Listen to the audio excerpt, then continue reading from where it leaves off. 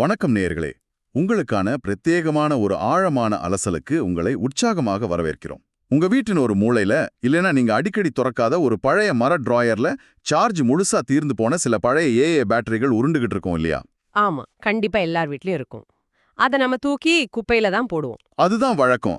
TV ரிமோட்ல போட்டு வேலை செய்யலைன்னா அதை கொஞ்சம் கடிச்சு பார்த்துட்டு அப்பவும் வேலை செய்யலைன்னா நேரா குப்பைக்கு தான் போகும். ஆனா ஒரு நிமிஷம் யோசிச்சு பாருங்க. நீங்க குப்பைன்னு தூக்கி எறியும் அந்த பழைய பேட்டரிக்குள்ள ஒரு சின்ன எல்இடி பல்பை தொடர்ந்து 45 நாளைக்கு எரிய வைக்கும் அளவிற்கான குவாண்டம் ஆற்றல் ஒளிஞ்சிருக்குன்னு யாராவது சொன்னா நீங்க நம்புவீங்களா?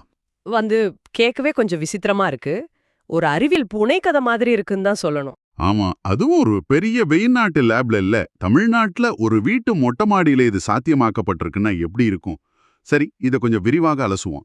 எதிர்காலத்தின் மின்சக்தியை நம்ம எப்படி அறுவடை செய்ய போறோம் அப்படிங்கிறது தான் நமக்கான இன்றைய தேடல்.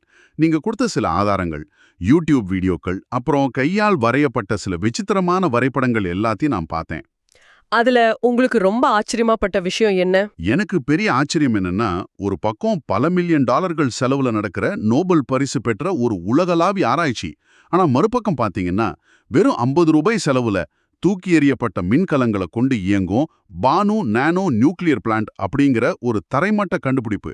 இந்த ரெண்டு முரண்பட்ட உலகங்களையும் நம்ம எப்படி புரிஞ்சுக்கிறது?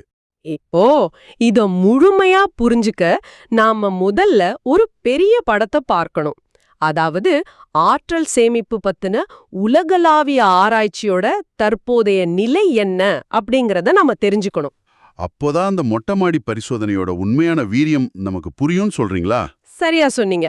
அதுக்காக நாம முதல்ல அமெரிக்கால இருக்கிற டெக்சாஸ் பல்கலைக்கழகத்துக்கு போகணும். அங்க இருக்கிற பேராசிரியர் ஆறுமுகம் மந்திரம் அவர்களோட பயணத்தை பத்தி நம்ம பேசணும். ஓ ஆமா, நீங்க கொடுத்த குறிப்புகள்ல அவரை பத்தி படிச்சேன். அவர் பயணம் ஒரு சினிமா கதையை விட ரொம்ப பிரமிப்பா இருக்கு. நோபல் பரிசு பெற்ற ஒரு விஞ்ஞானி கூட சேர்ந்து வேலை பார்த்தவர் ஒரு தமிழர் அப்படிங்கிறது எனக்கு ரொம்ப பெருமையா இருந்துச்சு. அவர் தூத்துக்குடி பக்கத்துல அமராபுரம் அப்படிங்கிற ஒரு சின்ன கிராமத்துல பிறந்தவர் தானே? ஆமா, அமராபுரம் அப்படிங்கிறது அப்போ வெறும் 50 வீடுகள் மட்டுமே இருந்த ஒரு குக்கிராமம். அங்க பள்ளிக்கூடமோ மின்சார வசதியோ கிடையாது. அவர் பிறந்து வெறும் 50 நாள்லயே அப்பாவை இழந்துட்டாரு. அடப்பாவிமே, அப்போ எப்படி அவர் படிச்சாரு? எந்த ஒரு முறையான கல்வி அறிவும் இல்லாத ஒரு தாயால ரொம்ப வறுமையில வளர்க்கப்பட்டவர் அவர். தினமும் பல கிலோமீட்டர் நடந்தே போய் தான் அவர் தான் ஆரம்ப கல்வியை படிச்சிருக்காரு. அந்த வறுமை அவர் தேடல நிறுத்தல. சுந்தராஜன் அப்படிங்கிற ஒரு ஆசிரியர் செஞ்ச உதவி மூலமா தான் அவர் பாளையங்கோட்டை செயின்ட் ஜான்ஸ் கல்லூரியில சேர்ந்தாருன்னு படிச்சேன். உண்மைதான். ஆனா அதுக்கப்புறமும் அவர் வாழ்க்கை சுலபமா இல்ல. படிச்சு முடிச்சதும் ஒரு வேலைக்காக எல்ஐசி, பாபா அணு ஆராய்ச்சி மையம் இப்படி பல இடங்கள்ல இன்டர்வியூக்கு போயிருக்காரு. எல்லா இடத்துலயும் அவர் நிராகரிக்கப்பட்டிருக்காரு இல்லையா? ஆமா, அந்த நிராகரிப்புகள் தான் அவரை பெரிய உயரத்துக்கு போக வச்சது. அந்த தோல்விகளுக்கு பிறகுதான் அவர் சென்னை ஐஐஐடி மற்றும் பெங்களூர் ஐஏஎஸ்சில தன்னோட பிஹெச்டி ஆராய்ச்சியை தொடர்ந்தாரு. அங்க அவர் காட்டின திறமை தான் அவர் ஆக்ஸ்போர்ட் பல்கலைக்கழகத்துக்கும் அப்புறம் அமெரிக்காவின் டெக்சாஸ் பல்கலைக்கழகத்துக்கும் கொண்டு போயிருக்கு. கண்டிப்பா. அங்க போனதுக்கு அப்புறம் அவருக்கு ஒரு பெரிய வாய்ப்பு தேடி வருது. இங்கேதான் விஷயம் ரொம்ப சுவாரஸ்யமா மாறுது. அந்த குறிப்புகள்ல நான் படிச்ச ஒரு தகவல் என்னை ரொம்ப சிந்திக்க வச்சது. அமெரிக்காவின் மிகப்பெரிய நிறுவனமான AT&Tல அவருக்கு வருஷத்துக்கு $70,000 சம்பளத்துல ஒரு பிரம்மாண்டமான வேலை கிடைச்சிருக்கு. ஆனா அவர் அந்த வேலையை ஏத்துக்கல. அதுதான் எனக்கு புரியல.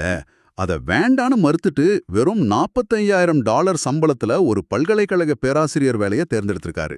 இது எப்படி இருக்குன்னா, ஒரு பெரிய மாளிகையை வாங்கும் வாய்ப்பு கண்முன்னே இருக்கும்போது அதை விட்டுட்டு அடுத்த தலைமுறைக்காக ஒரு பொது நூலகத்தை கட்ட தேர்ந்தெடுக்கிறது போல இருக்கு இல்லையா? அது ஒரு அருமையான உதாரணம். அவரை AT&T மாதிரி ஒரு நிறுவனத்துல சேர்ந்திருந்தா அவரோட கண்டுபிடிப்புகள் எல்லாம் அந்த நிறுவனத்தோட காப்புரிமையா மாறியிருக்கும். அது வெறும் வணிக நோக்கத்துக்காக மட்டும்தான் பயன்பட்டிருக்கும். ஓ, அதனாலதான் ஒரு பல்கலைக்கழகத்தை தேர்ந்தெடுத்தாரா? ஆமா, ஒரு பேராசிரியரா இருக்கும்போது அவர் தன் அறிவை மாணவர்களுக்கு கத்துக் கொடுக்க முடியும். பணத்தை விட தன் ஆராய்ச்சியால சமூகத்துக்கு ஏற்படும் தாக்கமே முக்கியம்னு அவர் நினைச்சாரு. அந்த தியாகம் வீண் போகல. அந்த முடிவு தான் அவரை 2019ஆம் வருஷம் லித்தியம் அயன் பேட்டரிக்காக நோபல் பரிசு பெற்ற ஜான் குடினஃப் அப்படிங்கிற மாபெரும் விஞ்ஞானி கூட சேர்ந்து வேலை பார்க்க வச்சது. குடெனஃப்க்கு அப்போ 98 வயசு. அவரால பயணம் செய்ய முடியாததுனால அவருக்கான நோபல் உரைய ஸ்டாக்ஹோம்ல பேராசிரியர் மந்திரம் தான் வழங்கினாரு. அறிவியல் உலகமே ஒரு தமிழனை உற்று நோக்கிய தருணம் அது. சரி, அவர் அப்படி என்னதான் கண்டுபிடிச்சாரு? அவர் கண்டுபிடிப்பே நாம இன்னைக்கு பயன்படுத்தும் பேட்டரிகள்ல உள்ள வேதியியல்லே மாத்தி அமைச்சதுதான். பொதுவா பேட்டரிகள்ல பாசிட்டிவ் எலக்ட்ரோடா விலை உயர்ந்த தனிமங்களை தான் பயன்படுத்துவாங்க. ஆனா பேராசிரியர் மந்திரம் இதுல விலை குறைந்த, பூமியில அதிகமா கிடைக்கும் இரும்ப பயன்படுத்தும் தொழில்நுட்பத்தை உருவாக்குனாரு. இரும்ப பயன்படுத்துறது அவ்ளோ பெரிய விஷயமா? அது ஏன் மத்தவங்க முன்னாடியே செய்யல? ஏன்னா இரும்பு சீக்கிரம் துருப்பிடிக்கக்கூடியது. அதோட வேதியியல் கட்டமைப்பு பேட்டரிகளுக்குள்ள நடக்கும் அயனிகளின் பரிமாற்றத்துக்கு ரொம்ப பெரிய சவாலா இருந்துச்சு. அத அவர் சரி பண்ணிட்டாரு. ஆமா, அத முறியடிச்சு ஒரு சிறந்த பேட்டரியா உருவாக்குனாரு. அவர் ஒரு சிறந்த பேட்டரிக்கான 6 முக்கியமான அளவுகோல்களை வரையறுக்கிறாரு. அந்த 6 அளவுகோல்கள் என்னென்னு சொல்ல முடியுமா? முதலாவது விலை. பேட்டரி சாமானிய மக்களுக்கும் கட்டுப்படியாகும் விலையில இருக்கணும். 2வது பாதுகாப்பு. அது வெடிச்சு செதறாம வெப்பத்தை தாங்கக்கூடியதா இருக்கணும். சரி, 3வது ஆற்றல் அடர்த்தி. அதாவது ஒரு முறை சார்ஜ் செஞ்சா கார் எவ்ளோ தூரம் செல்லும் அப்படிங்கிற ரேஞ்ச். 4வது பவர் அடர்த்தி. அதாவது அந்த பேட்டரி எவ்ளோ வேகமா சார்ஜ் ஏறுது அப்படிங்கிறது. ஃபாஸ்ட் சார்ஜிங் மாதிரி. ஆமா. 5வது சுழற்சி ஆயுள். பல 100 முறை சார்ஜ் செஞ்சாலும் அதோட திறன் குறையாம பல வருஷங்கள் உழைக்கிற திறன். இறுதியா 6வது மற்றும் மிக முக்கியமானது சுற்றுச்சூழல் தாக்கம். ஒரு நிமிஷம், இங்கே எனக்கு ஒரு வலுவான கேள்வி வருது. இந்த 6வது அளவுகோலான சுற்றுச்சூழல் தாக்கம் பத்தி நாம கொஞ்சம் ஆழமா பேசணும். சொல்லுங்க. நாம பெட்ரோல் டீசல் வாகனங்களை தவிர்த்து சுற்றுச்சூழலை காக்கணும் அப்படிங்கிறதுக்காக தான் எலக்ட்ரிக் கார்களை பயன்படுத்துறோம்னு பெருமையா சொல்லிக்கிறோம். ஆனா அந்த எலக்ட்ரிக் கார்கள்ல உள்ள லித்தியம் பேட்டரியை தயாரிக்க நாம பூமியை பல 100 அடி ஆழத்துக்கு தோண்டி லட்சக்கணக்கான கேலன் நிலத்தடி நீரை உறிஞ்சி அந்த இடத்தோட சுற்றுச்சூழலையே நாசம் பண்றோம் அப்படிங்கிறது ஒரு பெரிய முரண்பாடா இல்லையா? இத ஒரு பெரிய கண்ணோட்டத்துல பார்த்தோம்னா நீங்க சொல்றது 100க்கு 100 உண்மை. இந்த லித்தியம் முரண்பாட்ட அறிவியல் உலகமும் நல்லா உணர்ந்திருக்கு. காட்டை அழிச்சு ஒரு மரக்கன்ற நடுற மாதிரி தானே இது இருக்கு. ஆமா, லித்தியம் வெட்டி எடுப்பதுல மிகப்பெரிய புவிசார அரசியல் இருக்கு. உலகத்துல சில நாடுகள் மட்டுமே லித்தியம் சுரங்கங்களை தங்கள் கட்டுப்பாட்டுல வச்சிருக்காங்க. எதிர்காலத்துல இது பெட்ரோலை விட பெரிய அரசியல் ஆயுதமா மாறும். அப்ப இதுக்கு என்னதான் தீர்வு? இதனாலதான் பேராசிரியர் மந்திர மாதிரி விஞ்ஞானிகள் எதிர்காலம் லித்தியத்துல இல்ல, அது சோடியம் சல்பர் பேட்டரிகளை நோக்கியே இருக்குன்னு சொல்றாங்க. சோடியம் சல்பர் பேட்டரிகளா? அது எப்படி லித்தியம் அரசியலை உடைக்கும்? இது ரொம்ப எளிய ஆனா பிரம்மாண்டமான ஒரு தீர்வு. சோடியம் எங்க கிடைக்குது? நம்ம கடல்லையே உப்பா கொட்டி கிடக்குது. எந்த ஒரு குறிப்பிட்ட நாட்டுக்கும் சொந்தமான சுரங்கங்கள்ல இல்ல. ஓ, கடல்ல இருந்து எடுக்கலாமா? ஆமா. அதே போல சல்பர் ONGC மாதிரி நிறுவனங்களோட பெட்ரோலியம் கழிவுகள்ல இருந்தே சுலபமா கிடைக்குது. ஆக பூமியை கொடைய வேண்டிய அவசியமே இல்ல. இது ஒரு மைண்ட் மெட்டல் ஃப்ரீ டெக்னாலஜி. அதாவது சுரங்கம் தோண்ட வேண்டிய அவசியமே இல்லாத ஒரு தொழில்நுட்பம். கடல் நீரும் தொழிற்சாலை கழிவுகளும் இருந்தா போதும், நம்மால ஆற்றலை சேமிக்க முடியும். கண்டிப்பா. இது எந்த ஒரு நாட்டோட ஆதிக்கமும் இல்லாம எதிர்கால ஆற்றல் அரசியலையே சமன் செய்யும். கேட்கவே ரொம்ப சிறப்பா இருக்கு. கோடிக்கணக்கான டாலர்கள் செலவாகும் பெரிய லேப்கள்ல நடக்கிற இது போன்ற முறையான அறிவியல் ஆராய்ச்சிகளை பார்த்தோம். இப்போ நாம ஒரு மாற்று உலகத்துக்கு போக போறோம். அந்த 50 ரூபா பேட்டரி பரிசோதனை பத்தியா? ஆமா, எந்த ஒரு பெரிய லேப் வசதியும் இல்லாம மொட்டை மாடியில வெறும் 50 ரூபா செலால நடக்கிற ஒரு பரிசோதனை. நீங்க அனுப்பியிருந்த அந்த யூடியூப் வீடியோக்களையும் கையால் வரையப்பட்ட வரைபடங்களையும் பார்த்தப்போ எனக்கு தலை சுத்திடுச்சு. எனக்கும் அதே உணர்வு தான். உண்மை சொல்லப்போனா எனக்கு இது சாத்தியமா அப்படிங்கிற பெரிய சந்தேகம் இருக்கு. யூடியூப்ல இனியன் அல்லது கண்ணம்மா அறிவியல் அப்படிங்கிற பெயர்கள்ல பகிரப்பட்ட அந்த வீடியோக்கள்ல அப்படி என்னதான் நடக்குது? அத ஒரு தரைமட்ட கண்டுபிடிப்புன்னு சொல்லலாம். பெரும் பணக்கார நிறுவனங்கள் ஒரு பக்கம் ஆற்றலை தேடிக்கிட்டு இருக்க, சாதாரண மக்களோட தேடல் எப்படி இருக்கு அப்படிங்கிறதுக்கான ஒரு சாட்சி அது. அந்த வீடியோல பானு நானோ நியூக்ளியர் பிளான்ட் அப்படிங்கிற ஒன்ன உருவாக்கி இருக்கிறதா சொல்றாரு. ஒரு அணு உலைனாலே பல ஆயிரம் கோடிகள் செலவாகும் பிரம்மாண்டமான கூலிங் டவர்கள் தான் நமக்கு நினைவுக்கு வரும். ஆனா இவர் அது எதை வச்சு உருவாக்கி இருக்கிறது தெரியுமா? நீங்க முன்னாடியே சொன்ன மாதிரி அந்த பழைய பேட்டரிகளை வச்சுதான். ஆமா, வீசி எறியப்பட்ட முழுவதுமாக செத்துப்போன 1.5 வோல்ட் ஜெல் தொழில்நுட்பம் கொண்ட டூராசெல் AA பேட்டரிகளை வச்சு அந்த பேட்டரியோட பாசிட்டிவ் மற்றும் நெகட்டிவ் முனைகள்ல சாதாரண பென்சில்ல இருக்கிற கிராஃபைட் தண்டுகளை இணைச்சு ஒரு அமைப்பை உருவாக்கியிருக்காரு. ஆமா, அவர் வீடியோல அதை தெளிவா காட்டியிருக்காரு. ஒரு செத்துப்போன பேட்டரி எப்படி மின்சாரத்தை கொடுக்கும், இதன் பின்னால் அவர் சொல்லும் அறிவியல் கோட்பாடு தான் என்ன? அவர் முன்வைக்கும் அந்த கோட்பாட்டோட பேரு குவாண்டம் பீட்டா சிதைவு. இது கொஞ்சம் சிக்கலான இயற்பியல் தான். கொஞ்சம் எளிமையா புரிய வைங்களேன். கிராஃபைட் அப்படிங்கிறது அடிப்படையில கார்பன் அணுக்களால ஆனது. பெரும்பாலும் அது கார்பன் 12 அப்படிங்கிற நிலையான அணுக்களா தான் இருக்கும். ஆனா இயற்கையாகவே அந்த கிராஃபைட்டுக்குள்ள ஒரு சில கார்பன் 13 மற்றும் கார்பன் 14 அப்படிங்கிற அசுத்தங்கள் ஒளிஞ்சிருக்கு. சரி. இந்த கார்பன் 14 அப்படிங்கிறது கதிரியக்கத்தன்மை கொண்ட நிலையற்ற ஒரு அணு. ஒரு நிமிஷம் பொறுங்க. இத புரிஞ்சுக்க எனக்கு ஒரு உதாரணம் தேவைப்படுது. அதாவது ஒரு கார்பன் 14 அணு அப்படிங்கிறது அளவுக்கு அதிகமா துணிகள் திணிக்கப்பட்ட ஒரு சூட்கேஸ் மாதிரி வச்சுக்கலாமா? சரி, வச்சுக்கலாம். அந்த சூட்கேஸ் தன்னை நிலையாக்கிக்க அதோட ஜிப் எப்போ வேணாலும் வெடிச்சு உள்ளே இருக்க ஏதோ ஒரு பொருள் வெளியே சிதறலாம் இல்லையா? மிக அருமையான உதாரணம். நீங்க சொன்னது போல அந்த கார்பன் 14 அணு என்ற சூட்கேஸ் வெடிச்சு சிதறும் நிகழ்வுதான் அறிவியல்ல பீட்டா சிதைவுன்னு சொல்றோம். ஓ, இது இயற்கையாவே நடக்குமா? ஆமா, அந்த அணு இயற்கையாகவே சிதைவடையும் போது அது தனக்குள்ளிருந்து ஒரு எலக்ட்ரானையும் ஒரு ஆன்டி நியூட்ரினோவையும் வேகமா வெளியே வீசுது. அப்படி வீசின பிறகு அது தன்னை நைட்ரஜன் 14 மாத்திக்கிட்டு நிலையாகிடுது. அப்போ அந்த எலக்ட்ரான்? அவர் சொல்லும் தத்துவம் என்னன்னா, அந்த கார்பன் 14 வெளியே வீசும் அந்த ஒற்றை எலக்ட்ரான் தான் மின்சாரமா மாறுது அப்படிங்கிறது தான். அதாவது நாம தினமும் எழுதும் பென்சில்ல பயன்படுத்தும் சாதாரண கிராஃபைட் கரியின் உள்ளே இயற்கையா நடக்கும் இந்த கண்ணுக்கு தெரியாத அணுச்சிதைவை ஒரு வலை விரிச்சு பிடிப்பது போல அந்த கிராஃபைட் தண்டுகள் பிடிச்சு மின்சாரமாக்குதுன்னு அவர் சொல்றாரு. சரியா புரிஞ்சுக்கிட்டீங்க. இது ஒரு சின்னஞ்சிறிய அணு உலையை போல செயல்படுதுங்கிறது அவரோட வாதம். ஆனா இது உண்மையிலே சாத்தியமா? இங்கேதான் நம்ம அறிவியலோட 2 பரிமாணங்களை பார்க்கணும். அறிவியலை நாம கண்ணுக்கு தெரியும் அறிவியல் மற்றும் கண்ணுக்கு தெரியாத அறிவியல்னு 2 விதமா பிரிக்கலாம். ஓகே. கண்ணுக்கு தெரியும் அறிவியல்னா நாம தினமும் தொட்டு பயன்படுத்தும் கார்கள், மோட்டார்கள் மாதிரி கருவிகள்.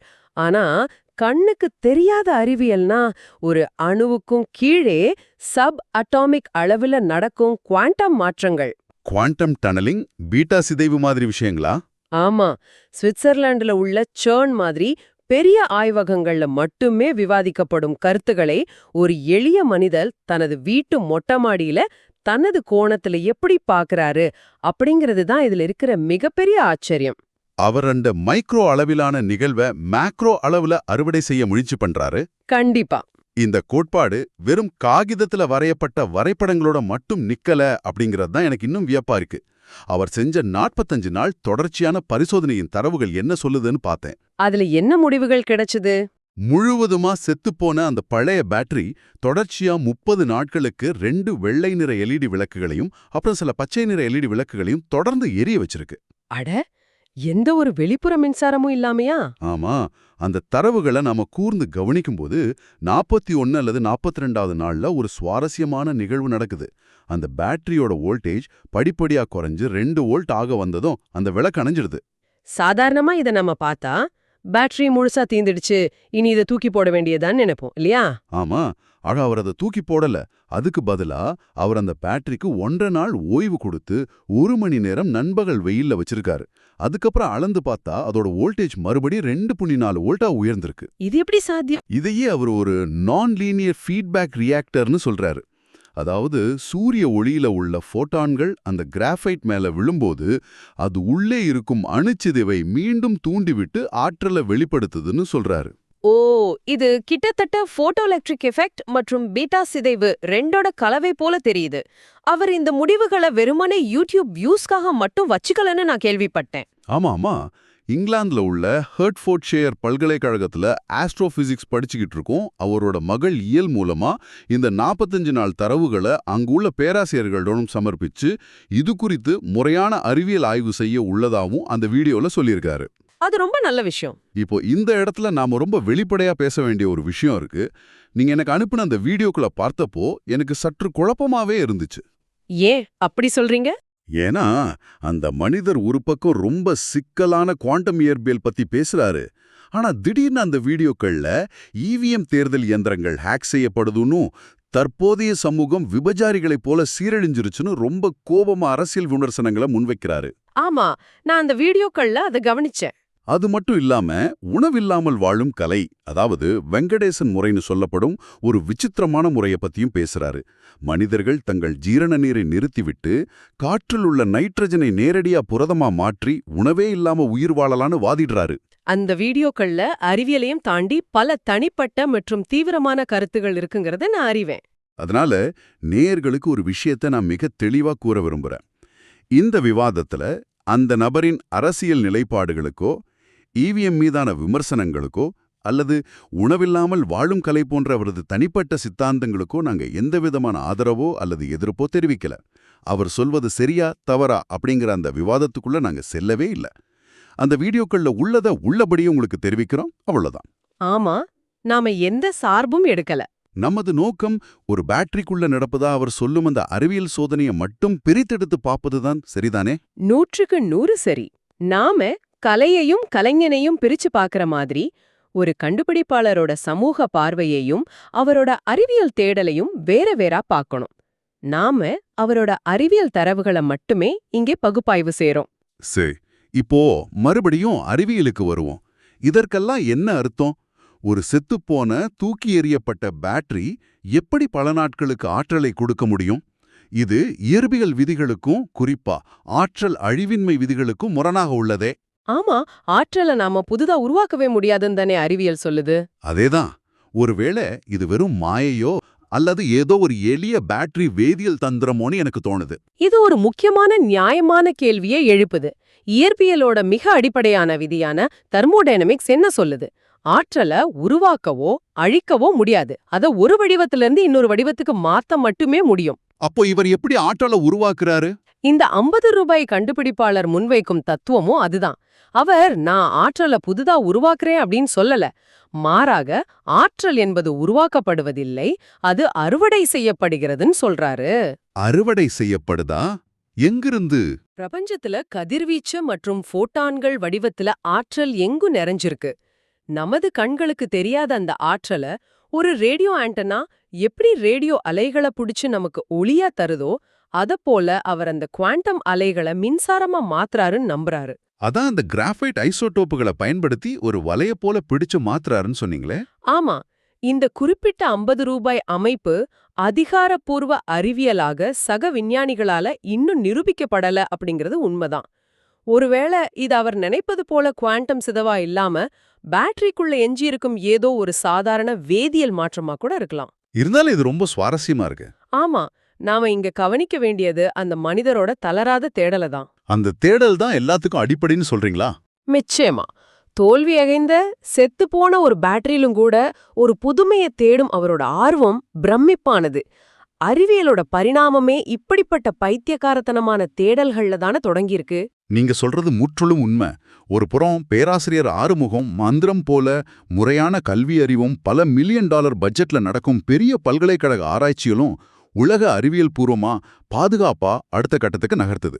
ஆமா, லித்தியம் அப்படிங்கிற ஒற்றை ஆதிக்கத்தை உடைச்சு சோடியம் என்ற ஜனநாயகமான ஆற்றலை நோக்கி அவங்க உலகத்தை வழிநடத்துறாங்க. மறுபுறம் ஒரு சாதாரண மனிதர் எந்த ஒரு முறையான ஆதரவும் இல்லாம தான் வீட்டு மொட்டை மாடியில வெறும் 50 ரூபாயில பிரபஞ்சத்தின் ஆற்றலை தான் பழைய பேட்டரியில அடைக்க துடிக்கிறாரு. ரெண்டுமே ரொம்ப முக்கியம்தான். ஒன்னு முறையான அதிநவீன ஆய்வகத்துல நடக்குது, மற்றொன்று ஒரு எளிய மொட்டமாடியில கையால் வரையப்பட்ட வரைபடங்களுடன் நடக்குது. ஆனா ரெண்டுக்குமே அடிப்படையான உந்து சக்தி ஒண்ணுதான். ஆமா, இந்த உலகை இந்த ஆற்றல் தட்டுப்பாட்டை தாண்டி அடுத்த கட்டத்துக்கு எடுத்துச் செல்லணும் அப்படிங்கிற தீராத ஆர்வம்தான் அது. நாம இப்போ இருவேறு துருவங்களை பார்த்திருக்கோம். எதிர்காலத்தின் மின்சாரம் கடலிலும் பெட்ரோலிய கழிவுகளிலும் இருக்கலாம், அல்லது உங்க வீட்டு அலமாரியிலும் கூட இருக்கலாம். நேர்களே, உங்களுக்கு ஒன்ன மட்டும் நான் நினைவூட்ட விரும்புறேன். இத சற்று ஆழமா சிந்திச்சு பாருங்க. என்னன்னு சொல்லுங்க. என்றாவது ஒரு நாள் நமது உலகளாவிய மின்சார பிரச்சனைக்கு தீர்வு அப்படிங்கிறது பல ஆயிரம் கோடிகள் செலவழிச்சு நாம புதிதா ஏதோ ஒன்ன கண்டுபிடிப்பதில் இல்லாம இருக்கலாம்.